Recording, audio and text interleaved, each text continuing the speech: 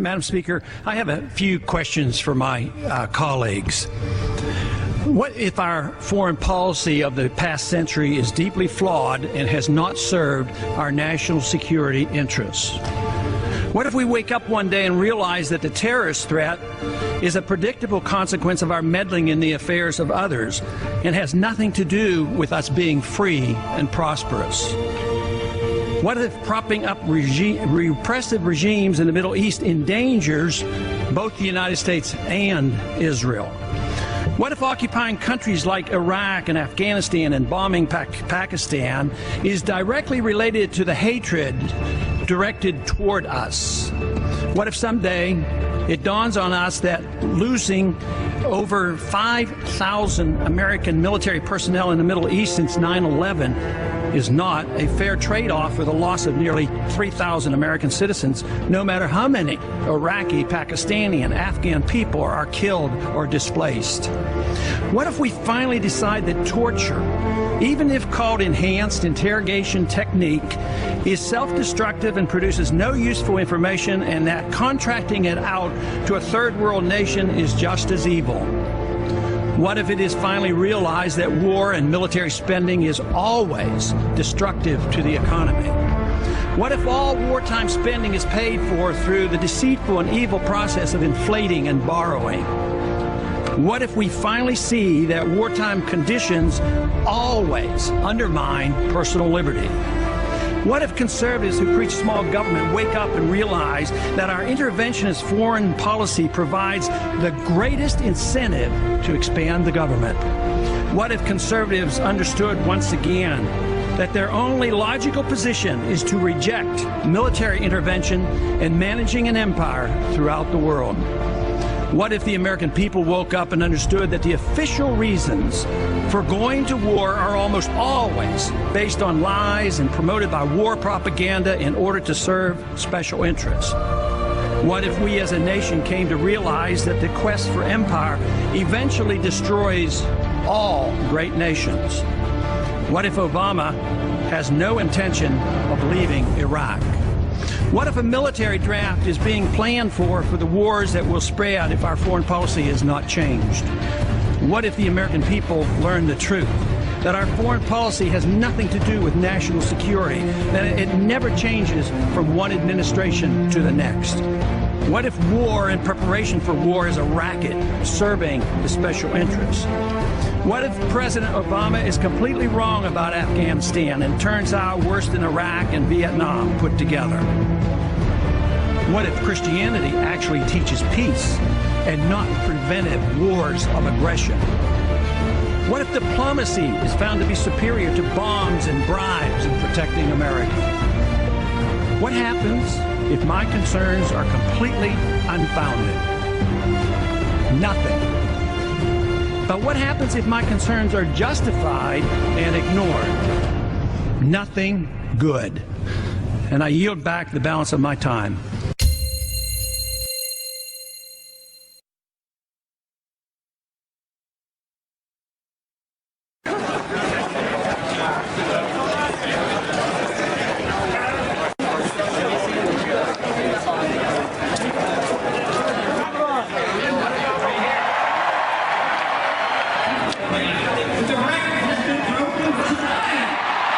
Across the nation, there were 40,000 new laws passed.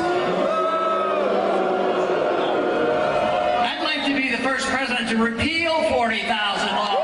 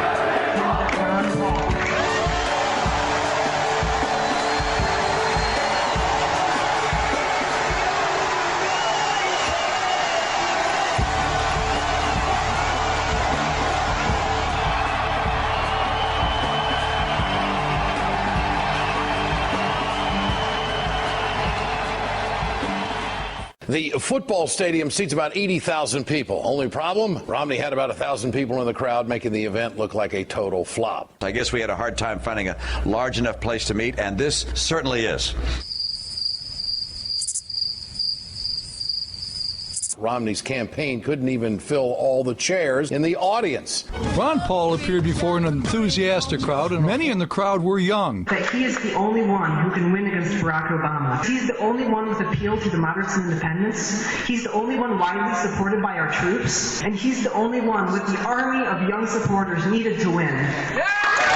The thought that the Iranians could pose an imminent attack on the United States is preposterous. There's no way. This is just this is just war propaganda. Continued war propaganda, preparing this nation to go to war and spread this war not only in Iraq but into Iran unconstitutionally. It is a road to disaster for us as a nation. It's a road to our financial disaster if we don't read the Constitution once in a while. Around the horn, Congressman.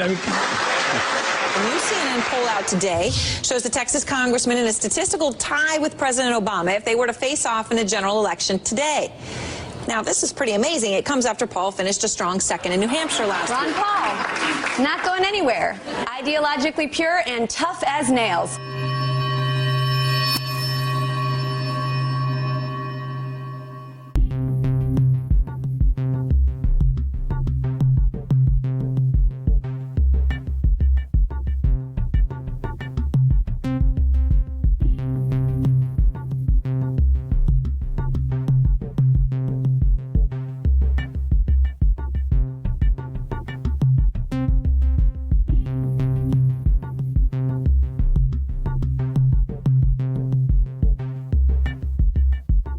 You know, some Republicans out there have been saying that Ron Paul would be very dangerous for this country because he wants to bring troops like you back from your post from all over the world.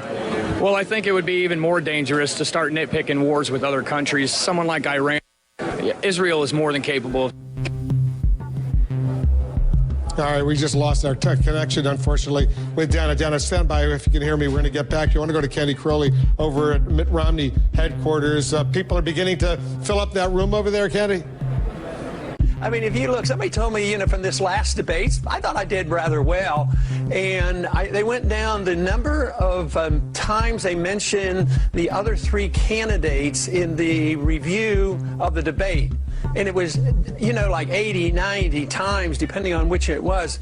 I was mentioned one time in all the discussion of the debate after it was over. Right. Now, you might argue I didn't win, or some people argue that I did. You had the juice. But it deserved more than one mention on all the stations. Somebody went and added these all up. Thank you, Congressman. So what's going on here? You're in this media business. I'd like to know exactly how that comes about. I had a printout of how many hours. So now with Pawlenty dropping out, Rick Perry dropping in, and Michelle Bachmann and Ron Paul dominating the Ames straw poll, we got ourselves a race. We have a top tier. It is Mitt Romney, Rick Perry, and Michelle Bachmann. We have a new top tier, and it's Perry, Mitt Romney, and Bachmann. There's now a top tier in this race, at least for now, of Romney, Perry, and Bachmann. I mean, I think that's fair to say. Really fair to say? You're not forgetting, I don't know, anyone, say, an ideologically consistent 12-term congressman who came within less than 200 votes of winning the straw poll? Isn't anyone going to give that gentleman a little love? There's a top tier now of Bachmann and Perry and Romney, and, we haven't mentioned, and we should. Thank you. We haven't mentioned, and we should, Rick Santorum, who did really surprisingly well for the amount of money and resources he had. And by the way, this pretending Ron Paul doesn't exist for some reason has been going on for weeks. A new Gallup survey showing Rick Perry running second to Mitt Romney, knocking down Iowa favorite Michelle Bachmann to fourth. Behind who? Fourth behind who? How did Libertarian Ron Paul become the 13th floor in a hotel? Why? What's wrong with... He is Tea Party patient zero. All that small government grassroots business, he planted that grass. These other folks, they're just moral majorities in a tri-cornered hat. Ron Paul's the real deal, and Fox News should love this guy. And even when The media does remember Ron Paul. It's only to reassure themselves how there's no need to remember Ron Paul. Right now, live, right next to the bus behind us, Ron Paul is speaking, and 7 of the candidates are here today. We have live pictures of Ron Paul, but you know what? We're talking about Sarah Palin, and we're talking about Rick Perry, the 2 people not in the race yet, Drew. And guess what, Paul? If you get video of Sarah Palin or get a soundbite from her, bring that back to us. You can hold the Ron Paul stuff.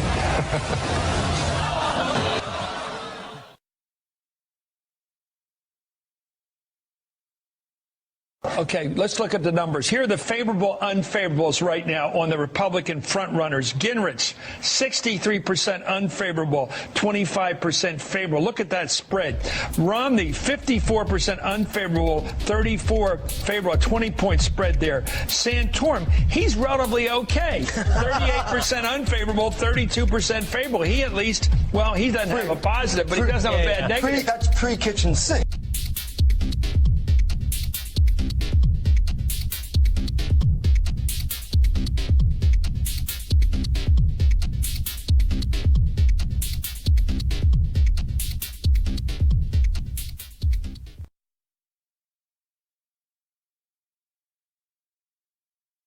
Move on. Let's take another question. Congressman, I'll bring you in on this one. Let's take a question now from social media. Question. Before we move on, you want in on this issue? They want you in on this issue. Would you like in on this issue?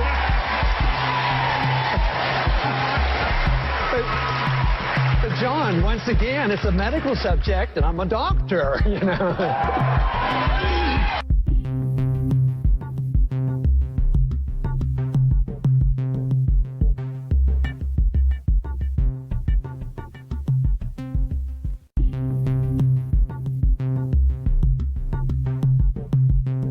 I mean, you've been answering a lot of questions lately about the newsletters that were published under your name, and some of the things contained in them were conspiracy theories. Some of them are considered racist, and you've disavowed them completely.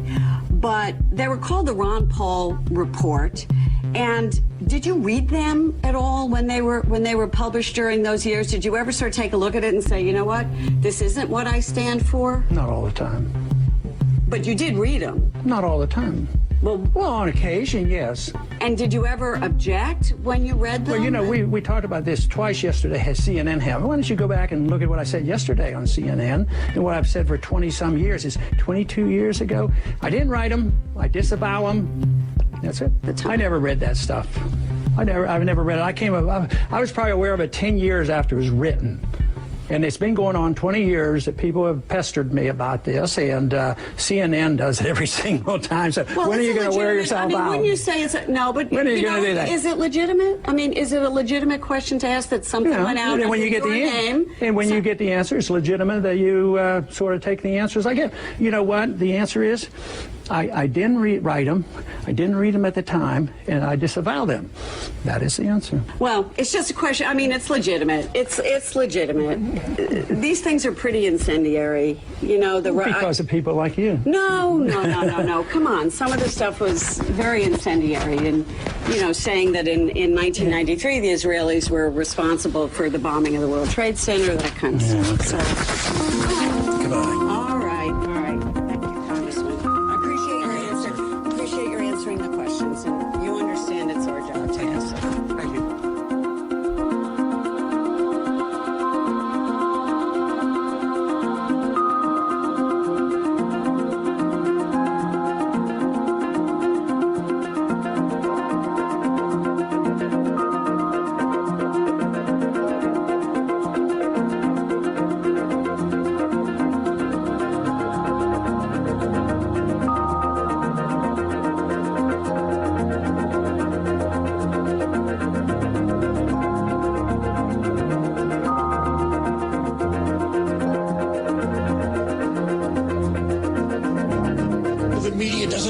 Ron Paul has a hoot and hell's chance of winning the Iowa caucuses, winning the Republican nomination, or winning the presidency. So we're going to ignore it.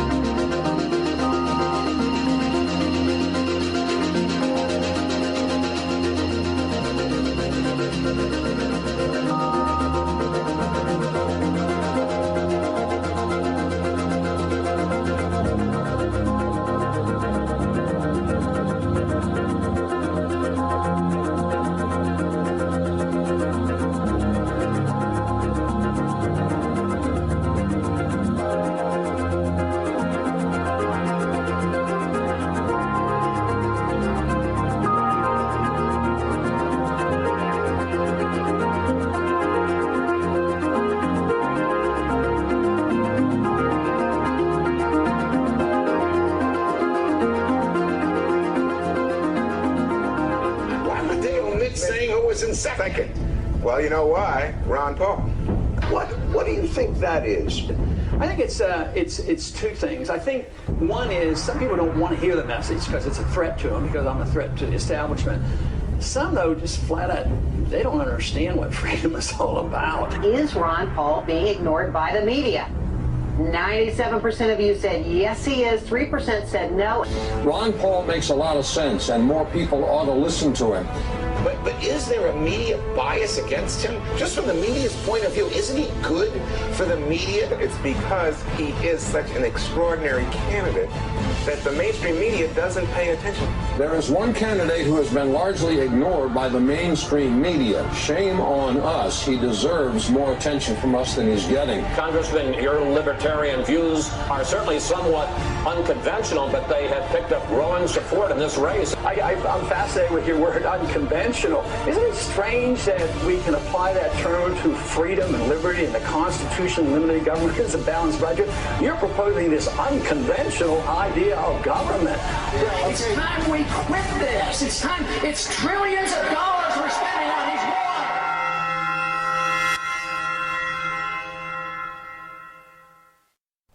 Another question. Mr. Paul, why is the media ignoring you to the extent to not mention you at number 2 in the poll? They mentioned number 1 and 3. Why? Good question. I don't know if I have the answer, because we have to ask those who do those kind of things. I believe personally that I am gaining recognition in the campaign, and it's a threat to a lot of people. It's a threat to the military-industrial complex. It's a threat to the bankers, the big corporations who get all the benefit. It's a threat to the people who preach that we have to be in the world and be in all these countries. So I think it's big banks, big money, big corporations, and the people who want to be the warmongers. If our views, you know, keep growing in popularity as they are, it's a real threat to the establishment. So the establishment is well protected in many of those individuals that control the 5 major networks. Well, it seems the mass media has officially given up on one Republican presidential candidate, Ron Paul, who has consistently attracted a very passionate and dedicated following. Reportedly has had only one embedded reporter throughout the entire campaign. And now he apparently has none, because MSNBC pulled the sole embed off the bus. This proves that for mainstream reporters, Ron Paul just isn't worth their time. Now, when you see video of Paul, he usually is swarmed with a very energized fan base, yet he hasn't won a single caucus yet. And this has the candidate raising suspicion. Because sometimes we get thousands of people like this, and we'll take them to the polling booth, and we won't win the caucus. So, you know, a lot of our supporters are very suspicious about it. But the straw votes have been very confusing. I mean, you probably read in the paper about what happened up in Maine. I mean, there's just a lot of confusion. They said, well, let's have a recount. They said, well, we can't have a recount. They just write these numbers down on pieces of paper and we throw them away afterwards. So it's that kind of stuff that makes you suspicious.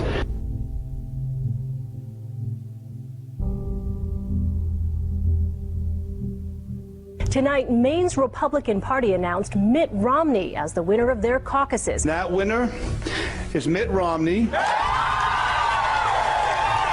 What the headlines haven't told you is that what happened in Maine is the messiest caucus Republicans have had so far. Certain residents in 3 of Maine's counties are being treated right now as if they do not exist. The numbers that the state GOP in Maine are reporting are, according to caucus chairman, incorrect. Kennebec County did vote as they were supposed to last week, but their vote total, as you see here, shows up as a 0 in the Republican Party's official results. Washington County postponed their caucuses on Saturday because of a snowstorm they expected to hit the area. There's a lot more than what you said. The man who canceled it was a Mitt Romney supporter, and the snowstorm he predicted didn't happen. Then there's Waldo County. Even though nearly all Waldo County towns held caucuses on February 4th, here's how most of Waldo County County's votes. Look in the official Republican Party's results list. 0 votes. Waldo County, where voters from 18 towns gathered for municipal caucuses. I talked with Matt McDonald, a pastor of a small community church in Belfast. He was nominated as the chairman of the Belfast caucus. The state instructed the chairman to not read any of the votes aloud, and instead to send them directly to Augusta. McDonald made a motion to have the votes read aloud at the caucus, and it passed unanimously. The vote was 8 for Ron Paul, 7 for Rick Santorum, 5 for Mitt Romney, and there were 2 undecideds. No results have been posted from the Belfast caucus. The lady on the line said that she had received our tallies, our votes, but hadn't recorded them online yet, and she said Romney with 9, Rick Santorum with 5, Ron Paul with 2. Well, of course, those were not the right numbers, and I told her. And she said, well, those are the numbers we have. You see, dozens of towns on the GOP site are listed as if no one voted, including in Waterville, Maine, home to 15,000 people. We contacted the Maine Republican Party today to find out what the heck happened to all of Waldo County's votes. So far, we have not heard back. The margin of victory for Mitt Romney in Maine was 194 votes. That's called a hair. On every occasion, the votes that were lost were Ron Paul votes. In one case, the votes were actually transferred from paper to electronics, and the lady doing the transfer was a Mitt Romney person. Remember what the establishment said about Reagan? He's radical and out of touch and dangerous. It's the same thing the establishment now says about Ron Paul. What's so dangerous about him? He wants a return to the Constitution. And though the Constitution is our founding document and embodies our first principles of limited government, sound money, and personal freedom, we've drifted so far from it that a return to those principles would indeed mean substantive change to the government. The only danger Ron Paul represents is to the establishment that fears its own loss of power. We've drifted so far, drowned so deep in debt, lost so many of our rights, fought so many fruitless wars, that if we don't rock the boat now, we may end up sinking. What's your plan for tonight? Tell the truth. I've been in politics for 35 years. My cause has been the cause of liberty.